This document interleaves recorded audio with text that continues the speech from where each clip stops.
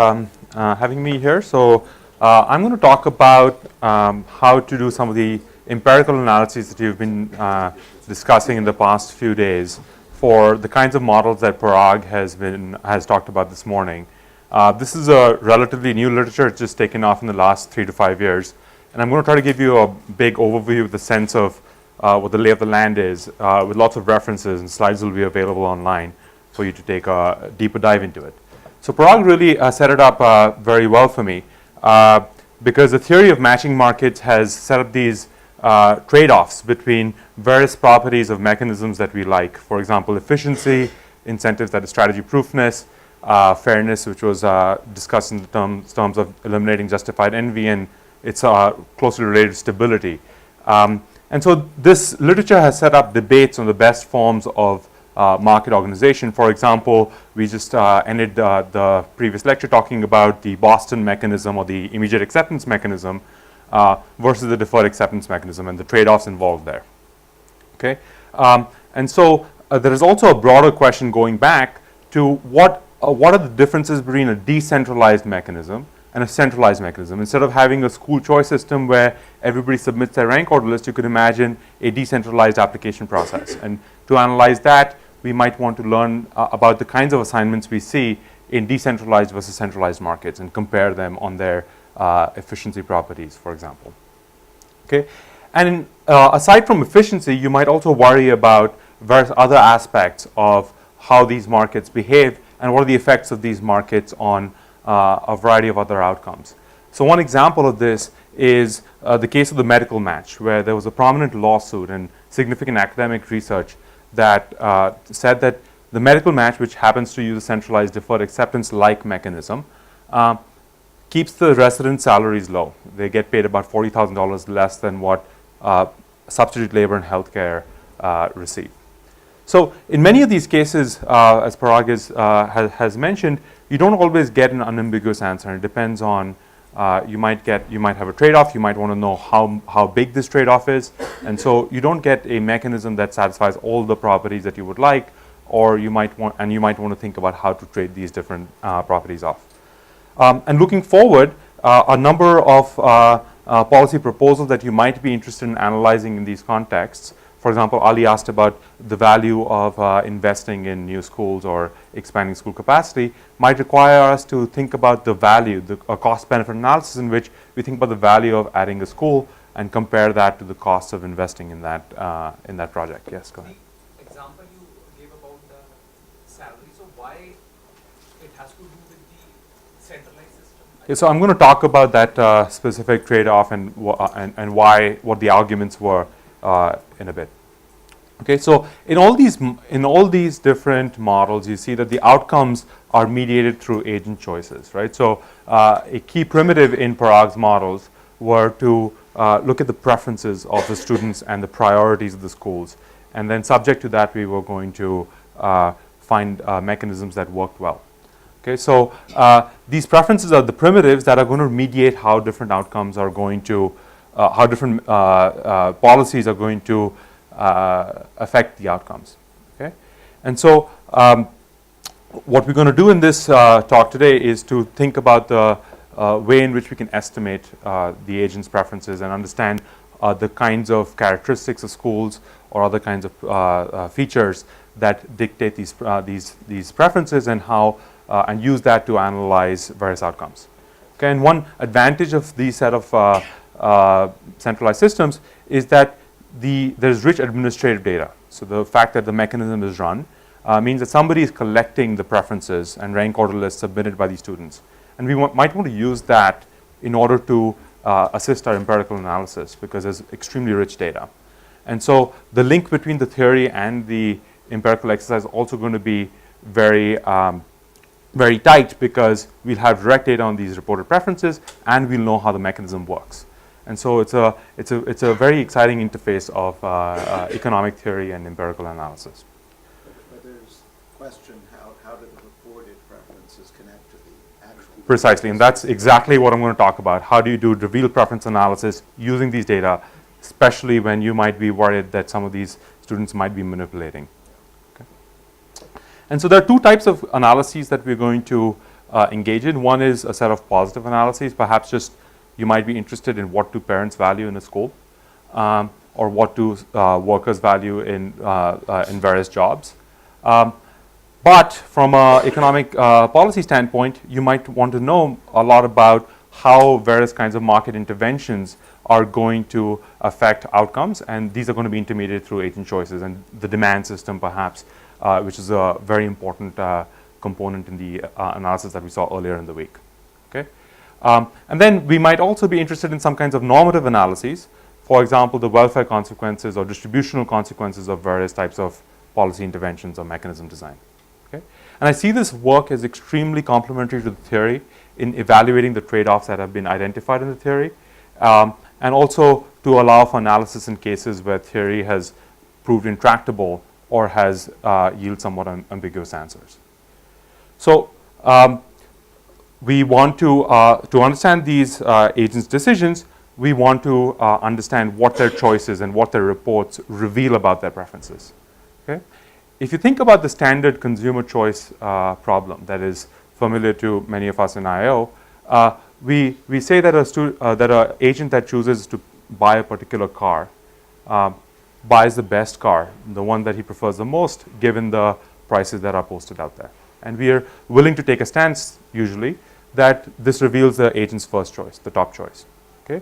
But this becomes a little bit more complicated in matching markets. Right? Typically, you cannot choose your most preferred option because you must also be chosen from the other side. Right? You can't just enroll at MIT or Hebrew University. You must be admitted first. Okay? And so Hebrew University or MIT's preferences will affect the allocations, and you have to think about that carefully. Your partner needs to agree to marry you. You cannot just show up at work at Google. And so in many of these markets, you're going to get this feature that you have to think about what are the available choices and what is feasible for an agent. And that can become somewhat complicated. Okay? And so in this approach that I'm going to lay out today, the rules of the market are going to determine the interpretation of the data. Okay? So for example, if you have a strategy-proof mechanism and you're willing to assume that these agents understand that it's a strategy-proof mechanism, then you look at their reports and you can say that these are their preferences, these ordinal preferences at least in the school choice case, right? And then you can engage in the kind of reviewed preference analysis that says school A, which is listed above school B, is preferred to school B. Okay, but as Parag pointed out, the Boston mechanism or the immediate acceptance mechanism is the most popular school choice mechanism. That doesn't happen to be a strategy-proof mechanism, right? And you might consider that many of these parents understand that it's a manipulable mechanism, and like the West Zone parents group might strategically report their choices. So then we have to think about how to do that. So what I'm going to do today is I'm going to set up the preference model.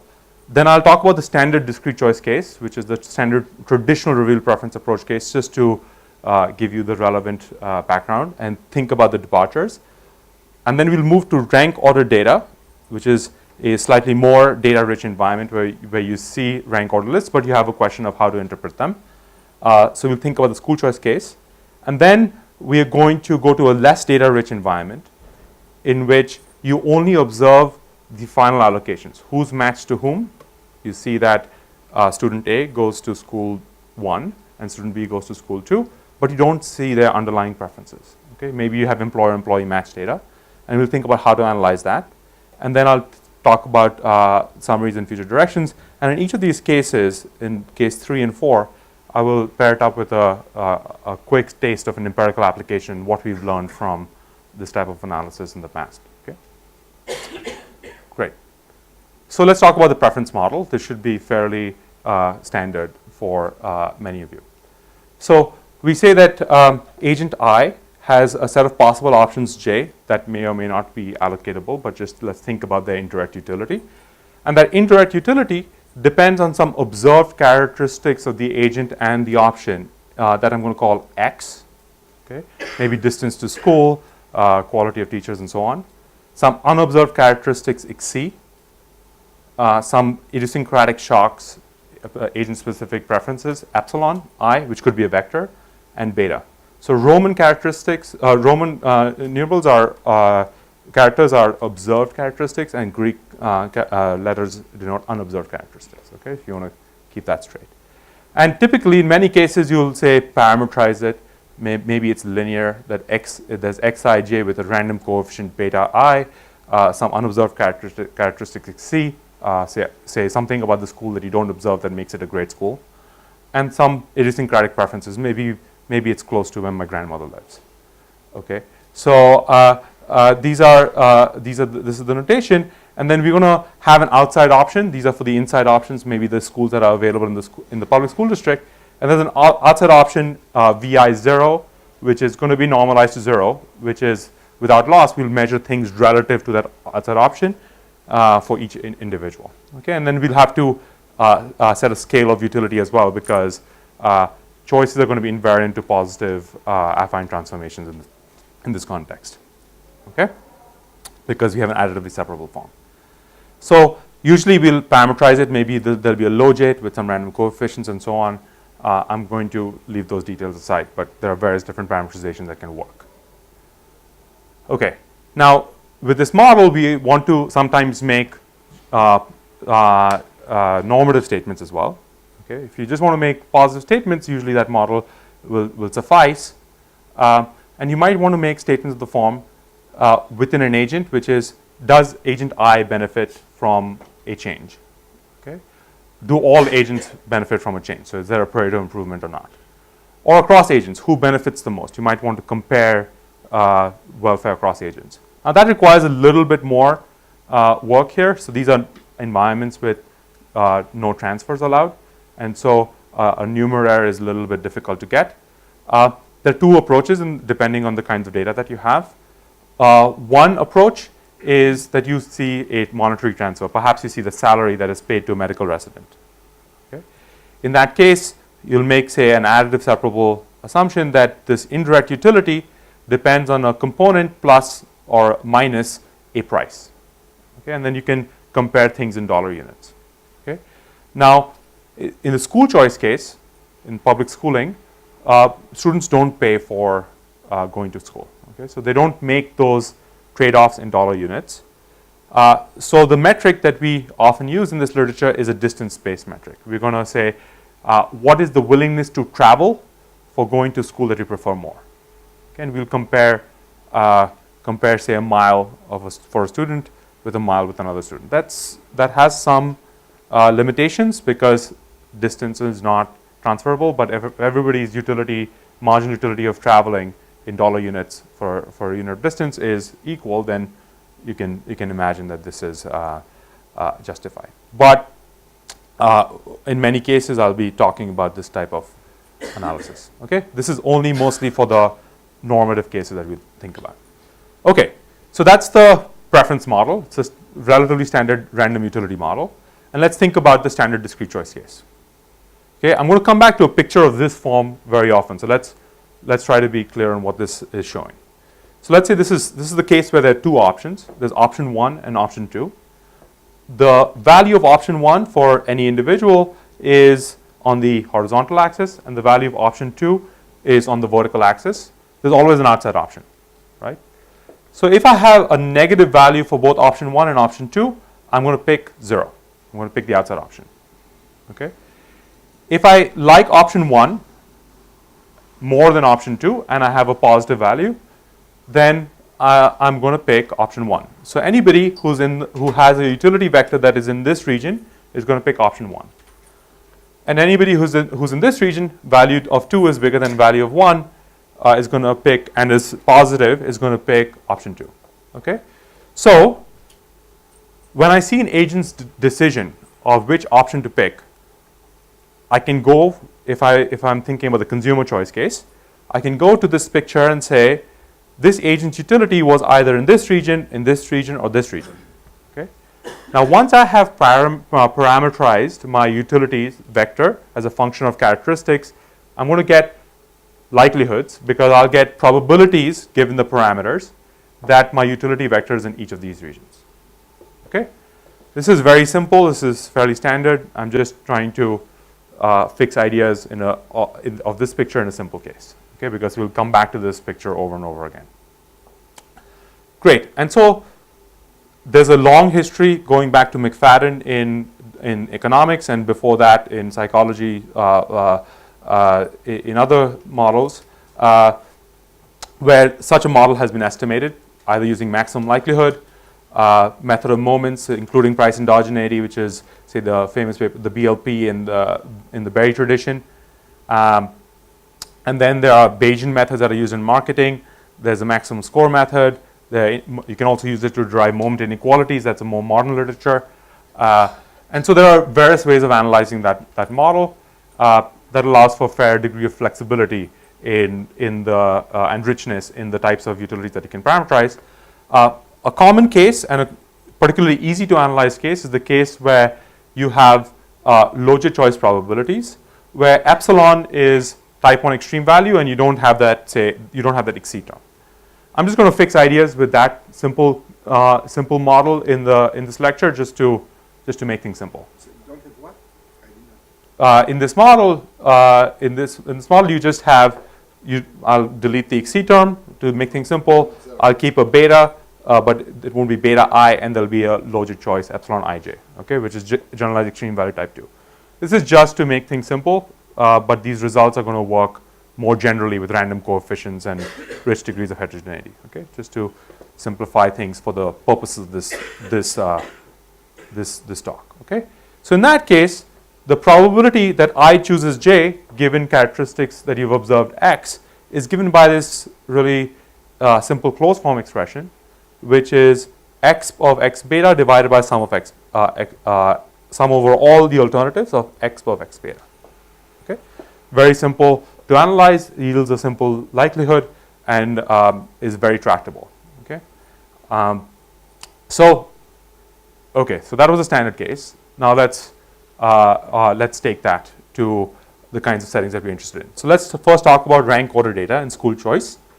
And I'll first think about non-strategic choice. So for strategy proof mechanism, next I'll think about strategic choice, and then I'll give you a sense of the empirical findings and their limitations. Okay, good. So non-strategic choice. So we have let's say you have data from a public school district in which they have a strategy proof mechanism. That happens to be a rare exception rather than the rule. And agents understand it. They reveal their true preferences. So let's go back to our picture. There are two options, school 1 and school 2. And I have the same axes on the horizontal axis, value of school 1, value of school 2. So in this case, if you don't like either school, you do not rank any of the schools, you go to your outside option, you go to enroll to a private school. Let's say you have data on that. Okay. If you like school 1 and you don't like school 2, you'll only rank school 1. Okay. If you like both, if you prefer school 1 and school 2 to your outside option, but you prefer school 1 more, you rank 1 and then you rank 2. Okay. And similarly, you have rank 2 and then rank 1 and then rank 2 only. All right. So this also gives you, the data gives you a partition of this utility space. It's a finer partition than before because now you have richer information about the second choice, right? And in that case, you can again compute the set up the likelihood, and you can go ahead and do the kinds of analyses that people have done in the past. Okay.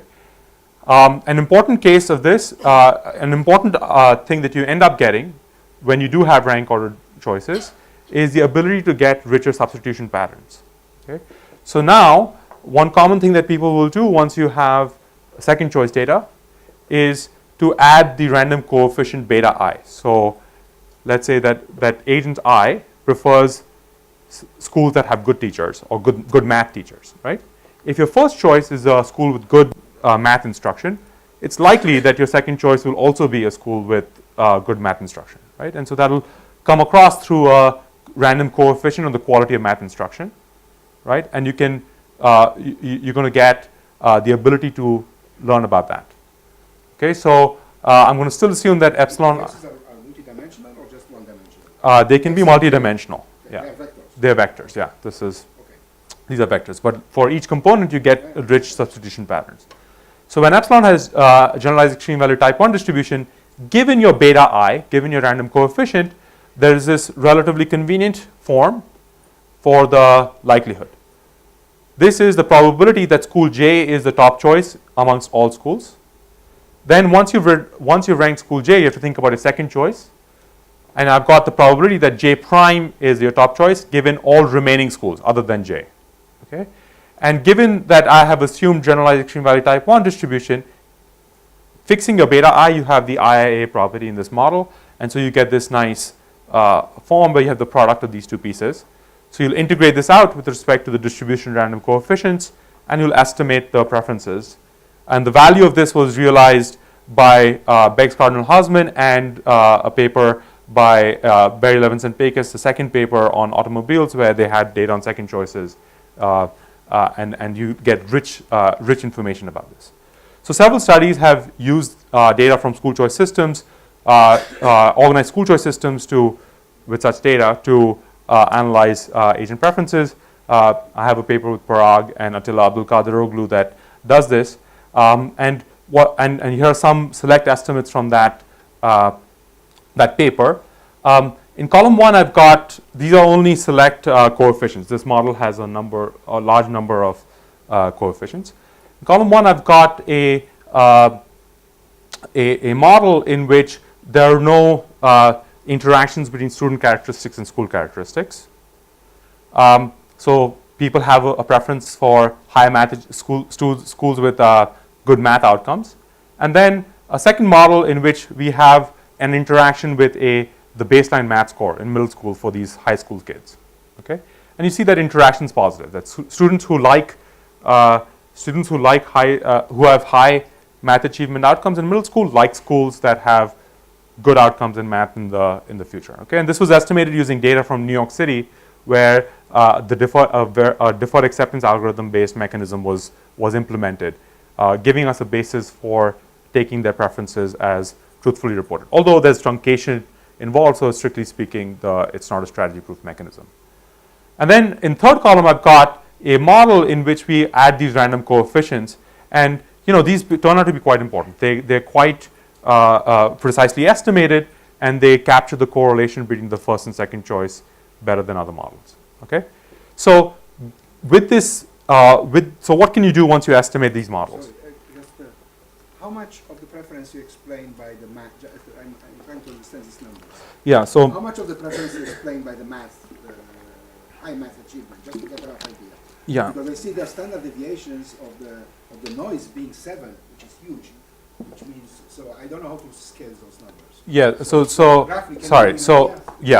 So the model here is relative to a unit distance in miles. Okay. So these are it's not transparent to see the decomposition that you're asking from these numbers, but I don't remember it off the top of my head for math. But even though the standard deviation of epsilon is 7, which means that the idiosyncratic noise is equivalent to about a 7-mile distance transfer, a significant fraction of the preferences are explained by the observable characteristics. This measure called Pseudo R squared, which is in the order of 80+% in this model. Okay, so 80% of the noise is explained by observables. So given this, so what can you do once you estimate preferences? So one important question is whether a decentralized system does better than a centralized system or not. There's no theorem that says that the centralized system improves on the decentralized system, although our priors are likely strong that a centralized system is better. So to answer a version of that question, we're going to look at the change in New York City from a uncoordinated system to a coordinated system. In 2003, the city dropped an old system in which students could apply to a bunch of schools, and then there was an accept, waitlist, rejection system that cleared in 3 rounds, and it was similar to what you might think of as a college acceptance system. Students applied, some students got multiple offers, and those who had multiple offers could keep one acceptance and maybe remain on one waitlist, and then reject the rest of the offers. The rejected offers were maybe passed on to other students. Okay, so in red, I've got the distribution of this distance metric utility for various students in the uncoordinated system, and in blue, I've got this distribution for the coordinated system. You can see that there's a mass of students here who who are getting very undesirable assignments, and that mass goes away. It gets shifted towards the right. And so you might wonder what that is about.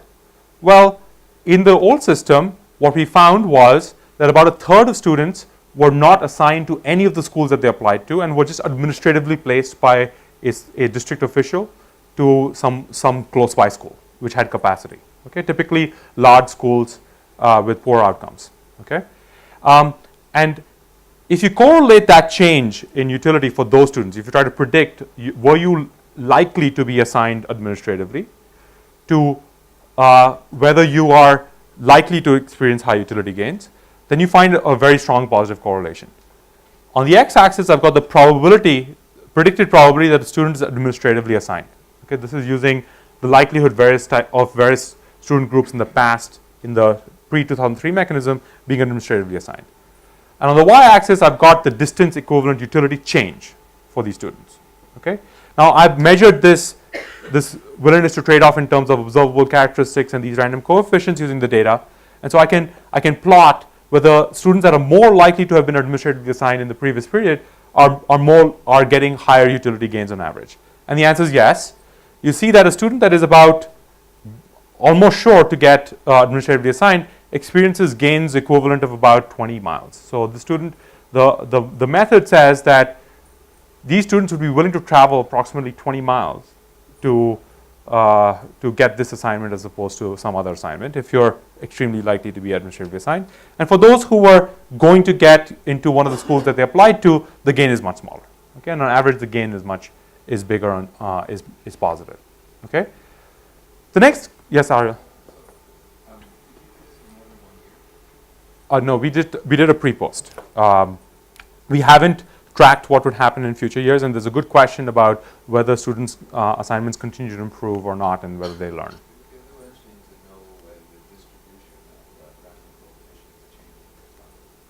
Yeah.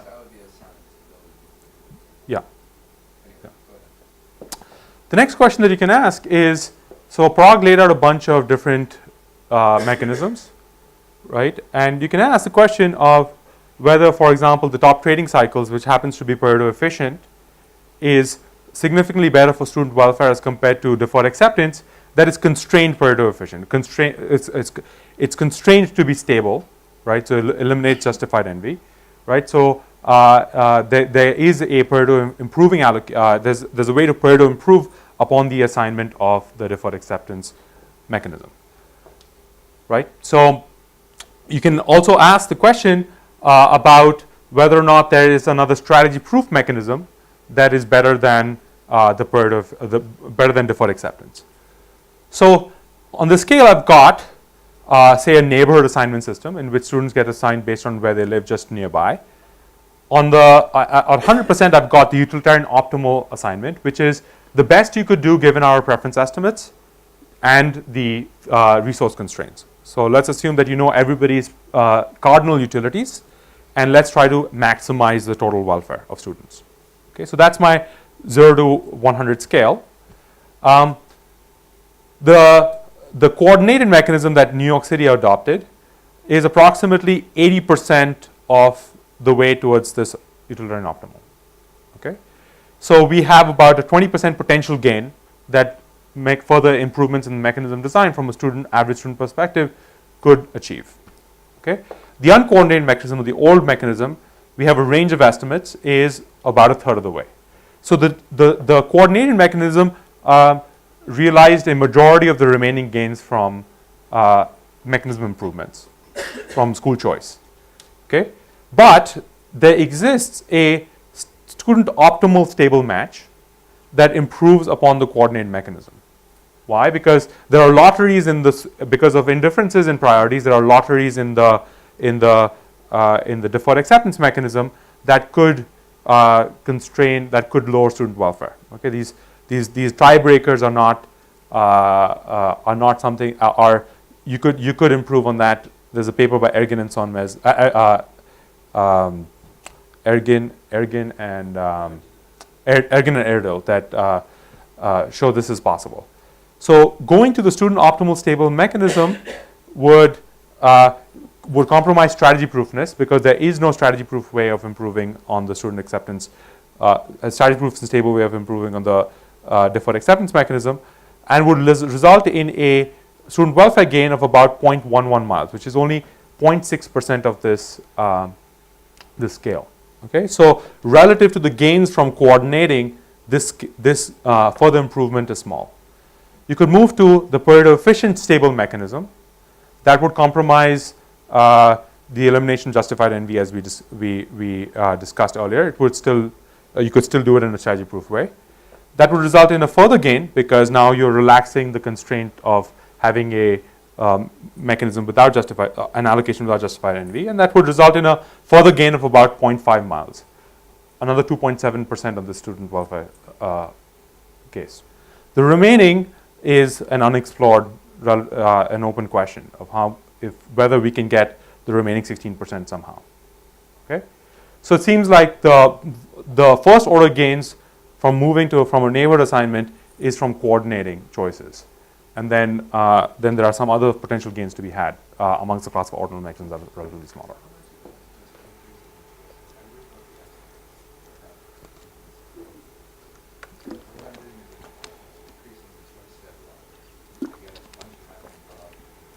The choice set is held fixed because the set of schools is held fixed. But when you move to the coordinating, from an uncoordinated, so maybe I got it wrong, so maybe you should tell me that I got it wrong. But one time it was separate. I only got to go to a certain amount of schools, and then one time I got to go to all the schools. In the uncoordinated mechanism, you could, in principle, apply to any school in the district. So the set of schools is held fixed, and only the allocation mechanism has changed. I'm holding the set of, in all of these exercises, I'm holding the set of schools fixed. The set of epsilon draws is fixed as well. So the neighborhood assignment is not, right? Yeah, neighborhood assignment, you're just assigning it to the closest school, irrespective of the epsilon. Yeah. Okay.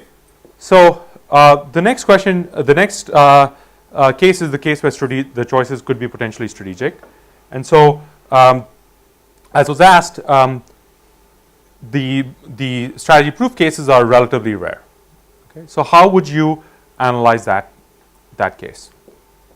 Okay, so the immediate acceptance mechanism is popular, and one reason that one thing that the students have to consider is if they rank a school high, they gain priority. So at my first choice, I get the highest priority as relative to, and in my second choice, my priority is lower than any student who ranked that school first.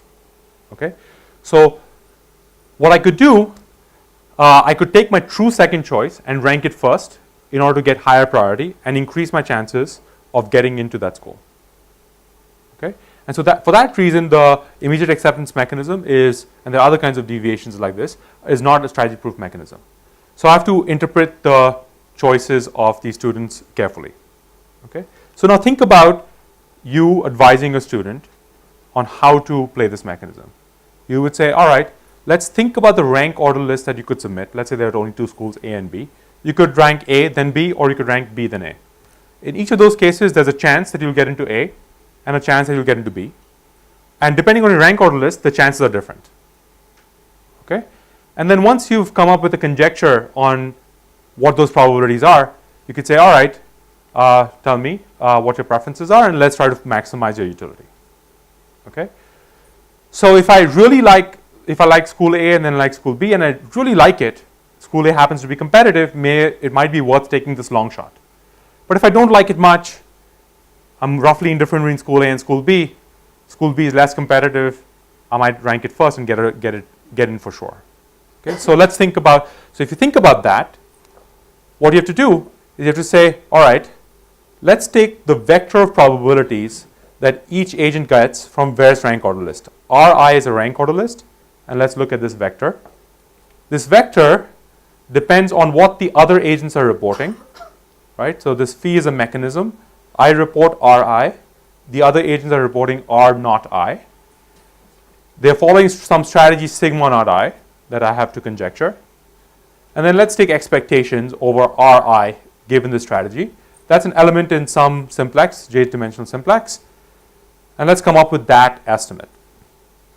Okay? Now you could have correct conjectures or not, right? So we'll get into that case. And you first have to estimate this LRI as an econometrician in order to go ahead with this method.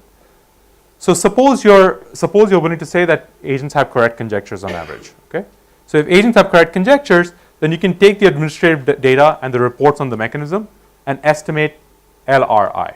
Okay. You see the data, you can resample from the data the various rank order lists and push it through the mechanism, and you can say, here's my best estimate of LRI. Okay.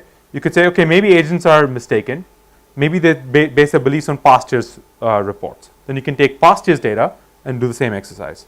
Or you could say, hey, I don't believe either of those. Perhaps agents are quite mistaken. So you could run a survey, which has been done recently in a paper by Kapor, Nielsen, and Zimmerman. Okay. So I'm going to say, all right, so you found some way to justify your estimate of LRI. Okay. And there are cases that I've worked on with which people have adaptive expectations or consistent conjectures. So once you have LRI, here's what your choices look like. This is the simplex. There's a probability of getting into school 1 and a probability of getting into school 2. If I report rank order list R, here's my probability vector. If I change my rank order list and go to R prime, my probability vector changes. So I've got maybe 3 reports. So these are the 3 vectors that I've got. Okay?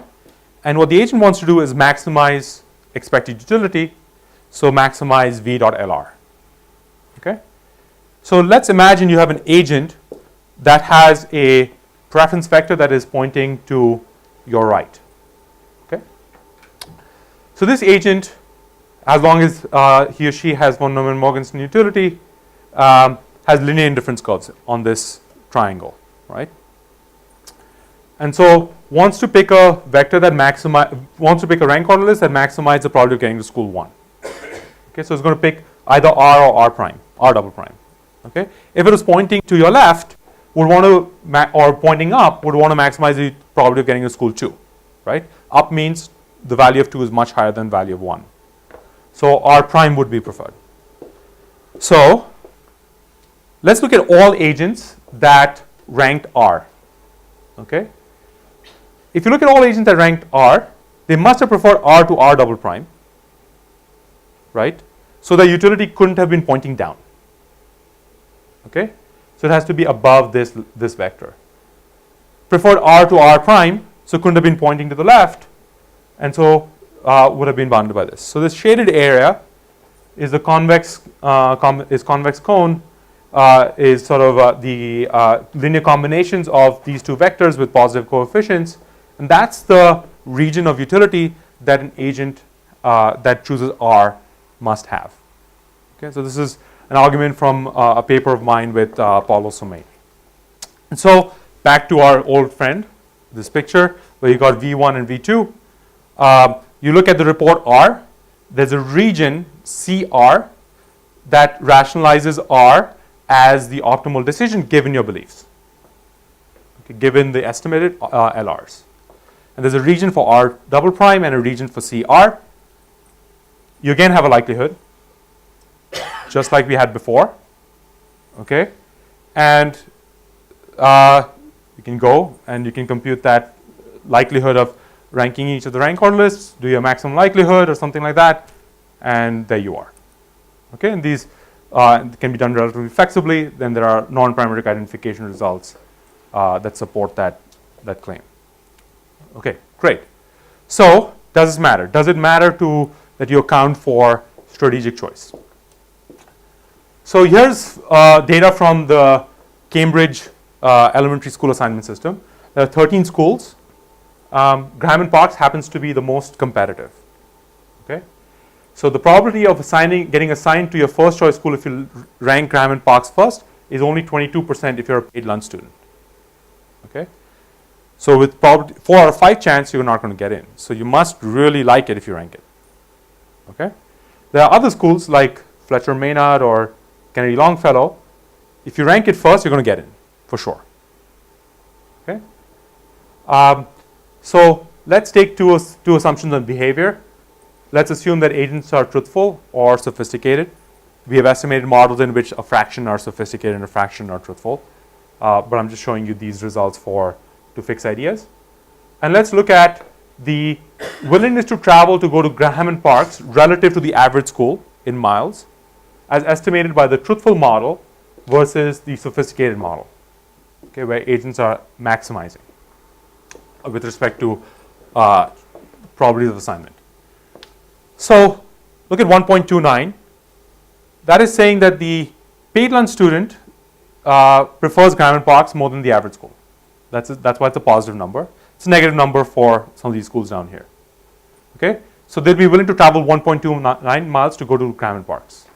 But this is based on students that are ranked at first, right? But when the student ranks the school first, Graham and Parks first, it's a competitive school. They're not only revealing that they like the school, they're revealing that they like the school a lot, right?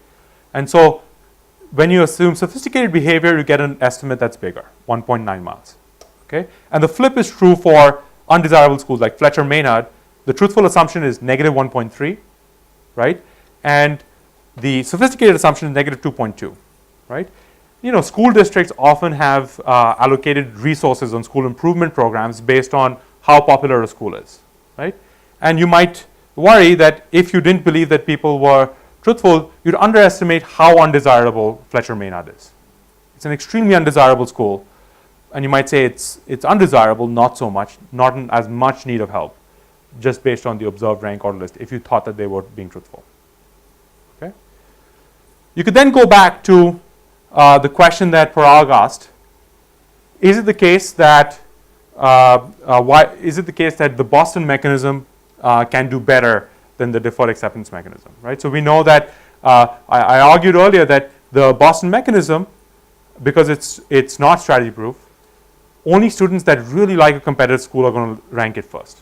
So that screens agents on cardinal preferences, and there is a theoretical case to be made that the Boston mechanism can improve student welfare relative to the deferred acceptance mechanism. Okay, so using our estimates, we can ask what those, how big that gain could be. And so what we're going to do today is what I'm going to show you in this picture is the best case in some sense, in which all agents are fully sophisticated, right? Which probably is an overestimate of how good they are, and we've done other models as well. And look at the mean utility difference between DA and Cambridge, which is an immediate acceptance mechanism. And the best case is that paid lunch students prefer Cambridge or the immediate acceptance mechanism by an average of 0.1 miles, which is not, I don't think, a very big number.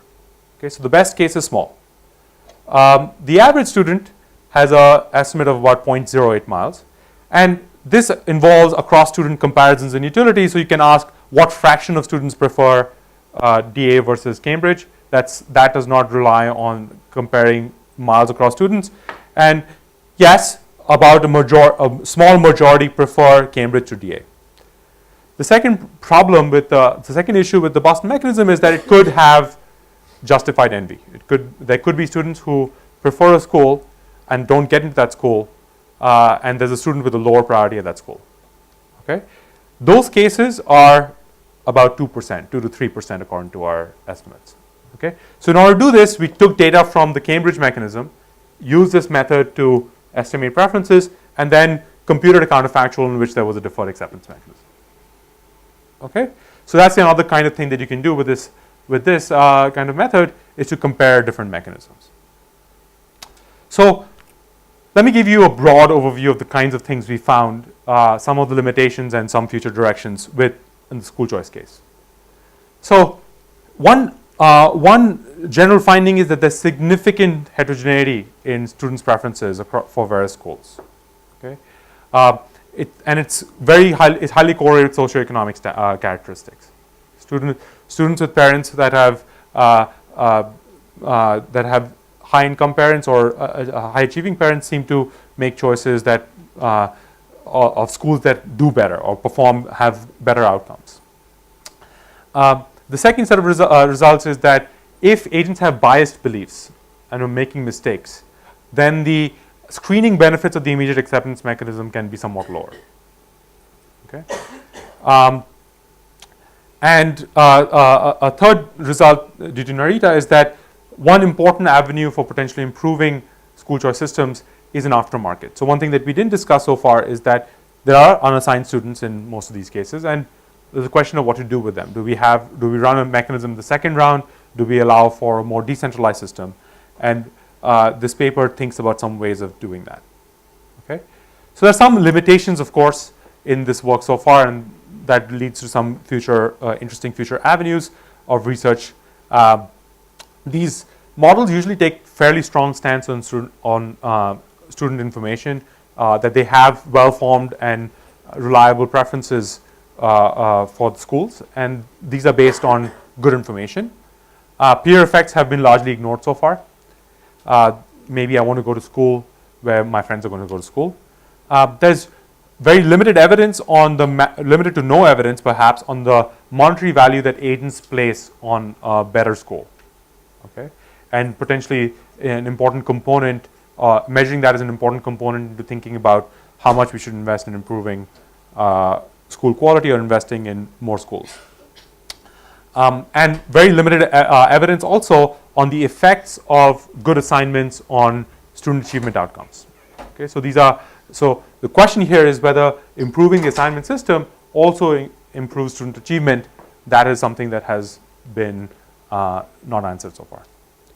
Yeah. The second point about the biases in beliefs. So can you just what kind of bias? Yeah. So for example, what we did was looked at estimates in which people have adaptive expectations, where they think about the probabilities of assignment in the previous period and think about the same kind of exercise.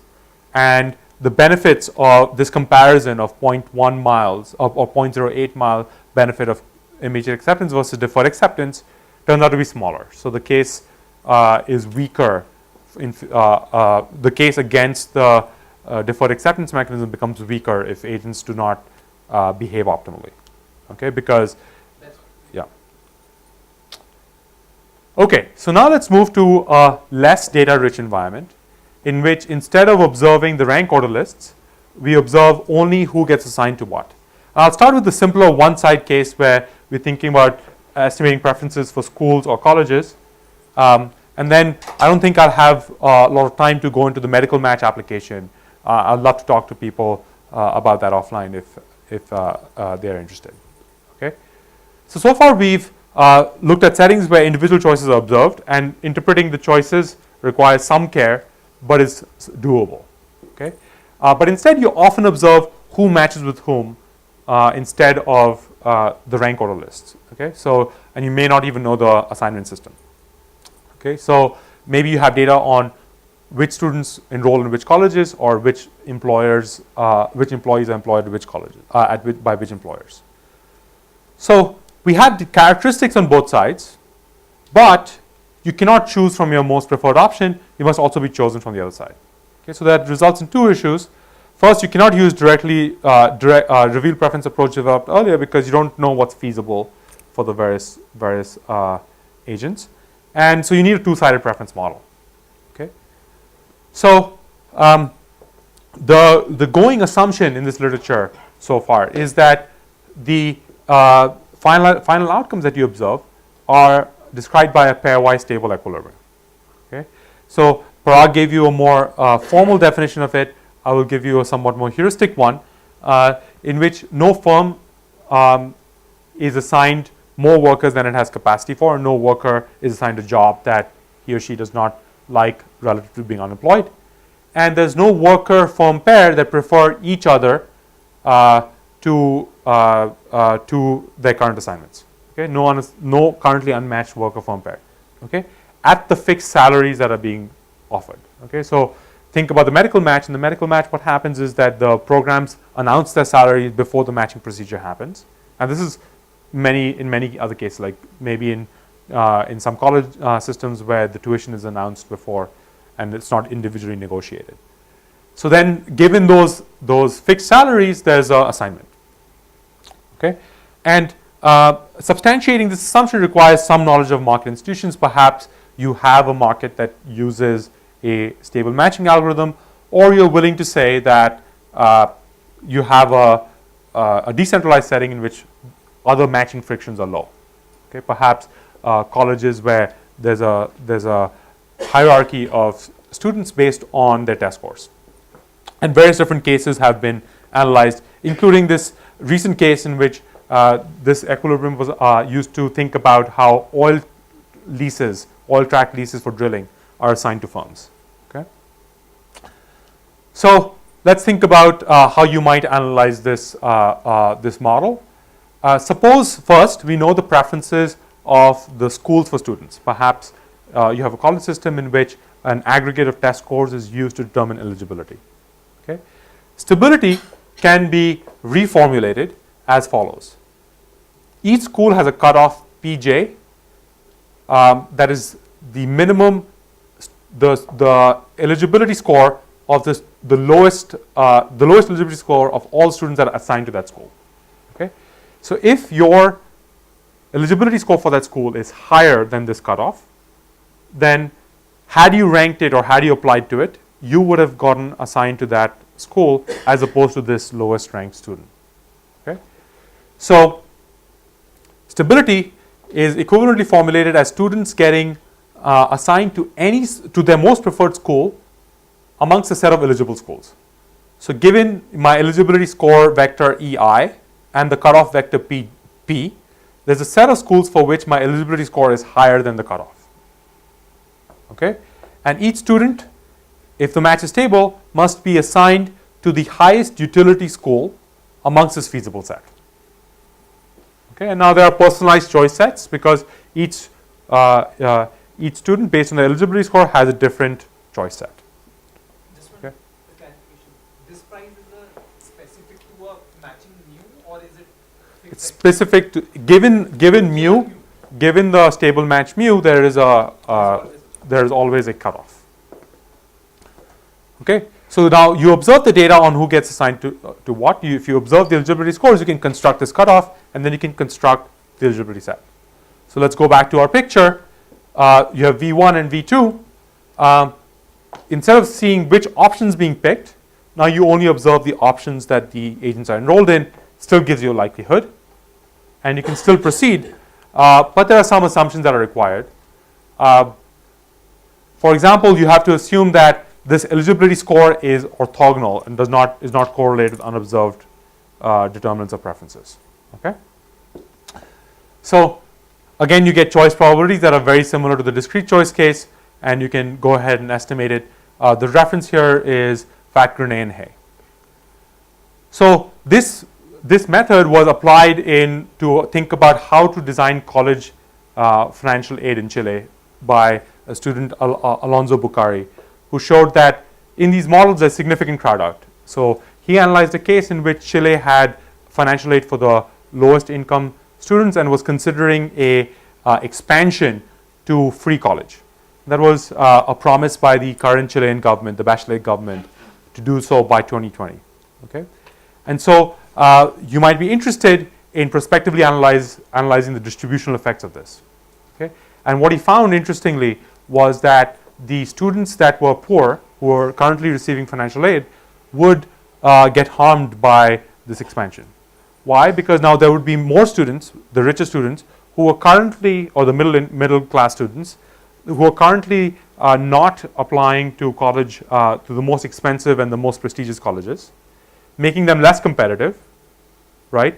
With free tuition, they would become more competitive, and some of the poor students would get crowded out because there was a positive correlation between test score and income. Okay, and the crowd would be significant. You'd have to invest in capacity to the tune of 10 to 15% in order to ensure that poor students would not get harmed. Okay, so I refer you to that paper for the details on that empirical application. But kind of an important policy relevant application that's coming out of these kinds of models now. Okay, so in the remaining 5 minutes or so, I want to give you a taste of what happens when you just observe employee-employee match data and you don't know the, I have about half an hour, right? Excellent. Okay. So maybe I'm going to show you this, I'll show you this picture and the main takeaway table from the Bucari paper because I went through that a bit fast. Okay. So let's look at on the x-axis you have income, and on the y-axis you have the admission test score. Okay. Let's say that the old admission cutoff for a particular school was at exactly at the x-axis. Okay. Now imagine that we have free tuition. Okay. Now, if there was free tuition, there would be schools that are desirable, that more students would be able to afford, and that would those schools would become more competitive. Okay. Is it free tuition for everyone or? Free tuition. The policy analysis was the proposed policy is free tuition for all students, Including the rich one also. So it's just including the rich one. Yes. So suppose you assumed that the cutoff did not change. Okay. In that case, you want to ask about you may want to ask about what fraction of programs would have excess demand. So programs have various fixed capacities that they reveal to the centralized system. In Chile, they use a centralized admission system for the most selective colleges to admit students. And so you might say, okay, how much excess demand there is. So at universities, across the two models that he estimated, there would be between 40 and 60% excess capacity. 40 or 60% of programs would have excess demand. Okay, so you'd have to there would have to be some give. Of course, in vocational, the numbers would be a little bit lower. So either the school capacities would have to increase to accommodate these new students who want to go into these competitive schools, or the cutoffs would have to change. Okay, so he conducted the exercise that, let's say that there's a new admission cutoff that goes from here to here. Okay, so these students in red are now going to be displaced. All right. Now, if there is a positive correlation between income and test scores, okay, what's going to happen is that the displaced students, the lower, which will be the marginal students with lower test scores, are going to disproportionately be low income students. Okay, and so he wanted to quantify the extent to which that's going to happen. And so here you've got two different models in which students are binned into quintiles by income. Okay, so you have the poorest 20% and the richest 20%. Okay, at the baseline, what's the enrollment probability? Poor students go to universities at about 27% rate. The richest students go to university at a rate of about 60%. The rest are going to two-year college, to vocational or colleges that are not in the main university system. Yes. Here the baseline is that the people pays for college. So there is financial aid for poor students. There is some financial aid. There are significant loans and tuition reductions for poor students. Okay, and that would just expand. So poor students would get a more generous financial aid package, but they were getting some financial aid in the before the change. And the counterfactual is one in which nobody pays for tuition at all. Okay. So there is means tested financial aid in Chile currently. So relative to the baseline, what would be the change with free college, assuming capacities do not respond? So according to his models, there'd be an 11 percentage point reduction in the fraction or the probability that poorest 20% student goes to a university. Okay, that's a significant reduction in university attendance, because what ends up happening is the richest two quintiles end up applying to these expensive university schools more, increasing the eligibility threshold. Okay, so who pays for free tuition? Maybe it's the poorest students who end up paying for it. Okay, you can also quantify, given that he has prices in this model, you can quantify the willingness to pay for this change, and the welfare consequence is substantial, in the tune of $3,000 to $4,000. Okay, so you'd have to either invest in capacity. You'd have to probably couple this policy with an investment in capacity at universities in order to ensure that these poor students are not getting crowded out. Giving some pause to the free tuition without coupling it with investment proposed policy. So now let's move to an environment in which you only have data on which employees are matched with which employers, and you don't know the preferences of either side. In the college case, you knew the preferences of the colleges because it was an aggregate of test scores, the eligibility score was known. So what's the problem here? The final matches are now going to be determined by two sets of preferences that we both don't know. So I have an employer. It may not be the case that my employer is my most preferred potential employer. I might prefer getting a job at another university, but maybe I don't have that job only because that other university does not want to hire me, not because I do not want to go there.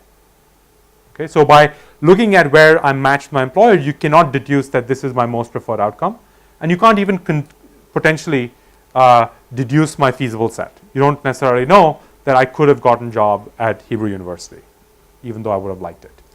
Okay, so how can you learn from the data what agents' preferences are? Okay, so this is a paper of mine that I'm going to talk about that analyzes the medical match, and hopefully now I'll finally get to answer your question in a few slides. So I'm going to build preferences, build intuition using a simple model in which there's no preference heterogeneity first, and then there are ways of extending that a little bit. Okay, although this is a fairly open area, we don't have many formal results on how to do very rich models here. Okay, so let's say that the utility of agent I for program J or for job J is just a function of J, some observed characteristics, the wage, and an unobserved characteristic. You have human capital of the workers that the firms produce, the firms prefer. That's a function of some observed characteristics of the agent and something that's not observed. Now in this model, this is a very simple model in which all agents agree on the preferences of the ranking of agents on the other side. Okay, and so there will be perfect assortative matching in a stable match. The the most preferable job is going to be taken by the most preferred worker, highest human capital worker. The median job is going to be taken by the median worker, and so on. Okay, just doing this to understand the challenge and to think about how we can learn from the data. So let's think about what we can learn. Well, the data tells us how likely it is that a worker with a certain characteristic is matched with a firm with a certain characteristic. That's what the data tells us. So let's see how useful it is. Okay, I'm going to abstract away from wage endogeneity that has been dealt with using some control function type techniques. Okay, good. And here are the references for those of you who look at the slides later on how to on these models that go into some more rich detail. So just one clarification on the preferences. It means that each agent on one side, say they all have the identical preferences over. Yes, in the simple model to kind of understand ideas. Okay, so let's think about medical residents getting matched to residency programs. So maybe a resident there's two characteristics, either high or low. Maybe went to a highly prestigious medical school or a low prestige medical school. Programs are either large or small. And so you see that 30% of the matches are between high, large, 30% of the matches are between small and low, and 20%. Okay? So you look at this and you say, what does this mean about preferences? It's kind of hard. You don't know whether high is better than low and large is better than small, or vice versa, right? But once you say that residency programs prefers to medical residents who go to highly prestigious medical schools more than low prestige medical schools on average in a probabilistic sense, although for any given resident there might be a reversal because of the unobserved characteristic, then you can say that large programs are preferable. Okay, but you still don't know how strong the preferences are for large programs or for highly ranked medical schools. Why? Well, it could be the case that all residents from highly ranked medical schools are better than residents from low ranked medical schools, and only some of the large programs are better than some of the small programs. Okay, so 60% chance that this guy picks the large program. Okay, or it could be that large medical schools, large programs are always better than small programs, and the relationship between high and human capital is smaller. It's about 60%. Okay, so you don't know the strength of preferences. Okay. So how do you make progress? Well, you have data from many-to-one matches. You don't see that you see many residents match to the same program.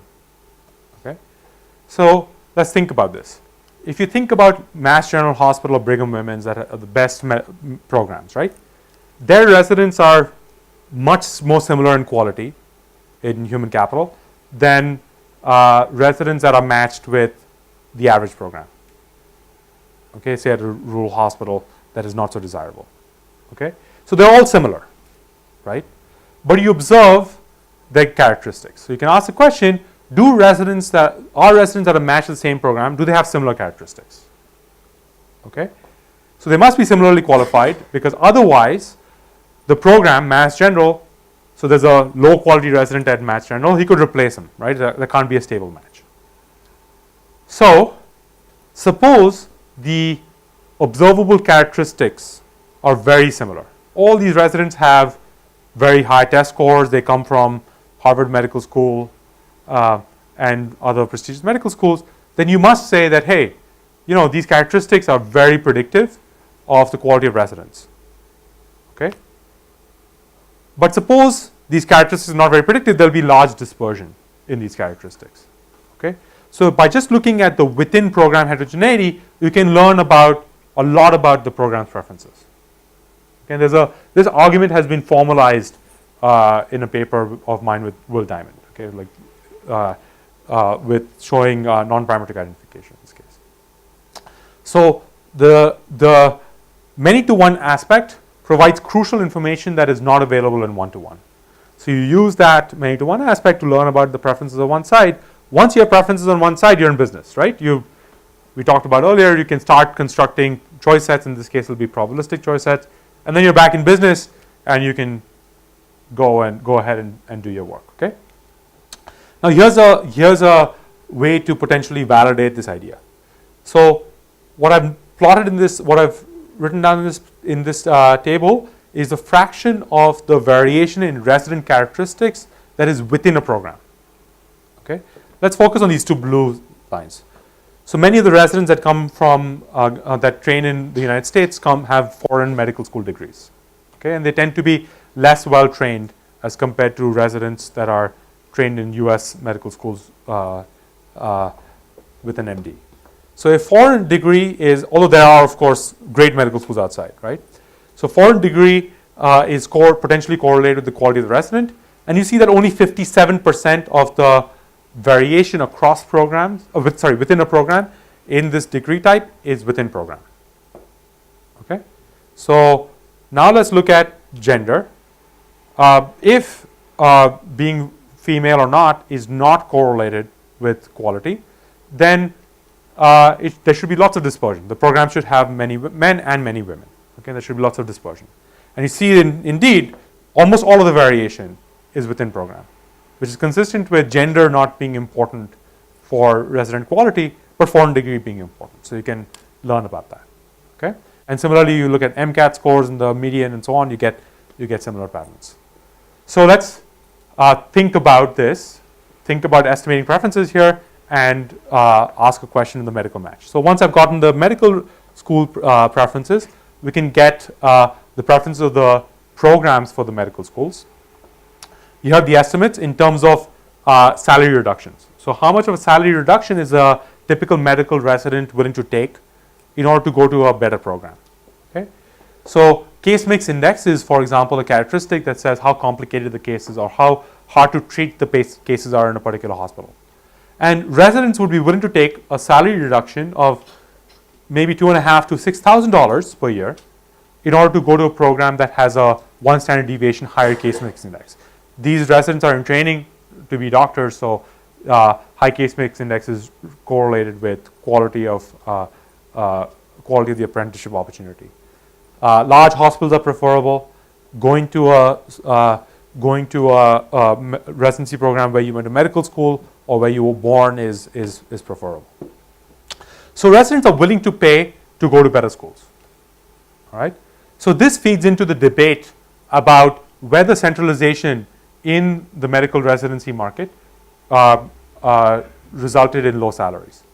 So there was a lawsuit in 2002 that argued that the medical residency match prevents wage bargaining. So medical residents cannot take multiple offers from different medical schools, from different residency programs, and engage them in a bargaining process in order to increase their salaries. And they said that this is the reason why salaries are low. Otherwise, we'd be in a world where you could approximate salaries by a perfect competition, what you'd expect in a perfect competition world, and maybe residents should get paid their marginal product of labor. Okay? And if they were paid the marginal product of labor, well, it's about how much they produce. So let's look at substitute healthcare labor that does the same stuff. So medical residents are not only sitting in class, they're also doing a lot of things, helping doctors, diagnosing patients, treating patients. And so maybe let's look at physician assistants and nurse practitioners who are doing very similar work, and how much do they get paid? So nurse practitioners, physician assistants in the United States get paid about $85,000. Residents get paid about $45,000, right? So $40,000 lower. Okay. So why is it the case that medical residents are getting paid so much lower? Now, the cost of training a medical resident to a large part is reimbursed by Medicare. So the cost argument is somewhat weaker. So why is this perfect competition benchmark not particularly desirable in this context? So I showed you earlier that medical residents are willing to take salary cuts in order to go to better programs. These programs have regulated capacities, maximum capacities, right? And so there are a fixed number of seats. So suppose I go to the program director at Mass General Hospital and say, you know, there's this program in Iowa that has given me a salary of $65,000. Why don't you also give me $65,000? This program director is going to say, okay, you know, the training that I'm giving you is worth much more than that salary differential. If I don't hire you, I have a limited number of seats anyhow. I could not hire you. I could hire the next best guy who's pretty good. So I'm not willing to pay that much. So in equilibrium, in a competitive equilibrium, even with flexible salary bargaining, salaries are going to be much lower than the marginal product of labor. Okay, so how much lower? Okay, what you can do is you can take what I did was I took these estimates of willingness to pay, looked at the capacity constraints, and computed a bound, a worst case bound on how much lower salaries could be, and that answer was $23,000 to $40,000. Okay, so about half to maybe all of it, depending on the estimates that you pick, can be explained by this thing that I call the implicit tuition. That when you go to a program that is desirable, you're implicitly paying for the value of the training, and there's an implicit tuition, even though you're not explicitly paying it. That calculation seems to be based on the idea that there's a marginal cost to teaching. You know, each additional student costs X amount, rather than the educational costs being primarily fixed costs. So this calculation is relative to the output net of variable costs. So the reason why it exists is if you just think about an assignment model, simple assignment model, one-to-one assignment model with supermodular production function, right? You will get salaries that are lower than the output net of costs. Why? Because the next best alternative for a program isn't zero value. It is another resident who's somewhat less desirable. I think it might be useful to talk about offline, but it's not driven by cost. It's based on the value that residents place on the. I was not able to quantify costs at all, right? So, yeah. Okay, so I know this is a bit short though, so I encourage you to read the paper. Yeah. Not in this model. You'd have to take a stance on the business that the hospital's in and how that fits into the residency program in order to think about the output, in order to think about both the value and the costs. So I didn't engage in that exercise. Okay.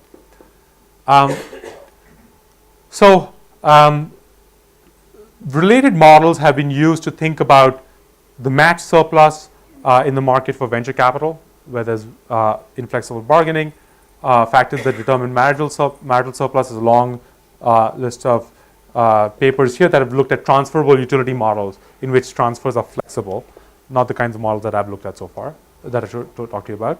Values of mergers in the industrial organization, determinants of public school teacher matching, and as I mentioned, effects of market power in the oil drilling industry, which uses a very similar model to the medical residency model that I pointed out. So there are relatively restrictive preferences still in this space on the types of preferences, and then the matching frictions are of course abstracted away from, which could be an important consideration.